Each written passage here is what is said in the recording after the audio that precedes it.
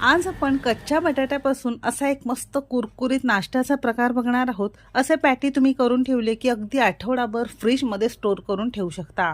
जेव्हाही खाण्याची इच्छा होईल फक्त डीप फ्राय करून तुम्हाला हे कुरकुरीत याचा आस्वाद घेता येईल। शिवाय अगदी लहानांपासून मोठ्यांपर्यंत अगदी सगळ्यांनाच खूप जास्त आवडेल असा हा नाश्ता तुम्ही एकदा नक्की करून पहा। रेसिपी नेहमीप्रमाणे भरपूर टिप्ससह तुमच्यासोबत मी शेअर केलेली आहे, म्हणून ती अगदी शेवटपर्यंत नक्की पहा। चला तर मग वेळ न घालवता रेसिपीला सुरुवात करूया। कच्च्या बटाट्यापासून हा झटपट नाश्ता बनवण्यासाठी सगळ्यात पहिल्यांदा इथे आपण एक मध्यम आकाराचा कच्चा बटाटा सालं काढून घेतलेली आहे। तुमच्याकडे छोटे छोटे बटाटे असतील तर दोन तुम्ही इथे कच्चे घेऊ शकता।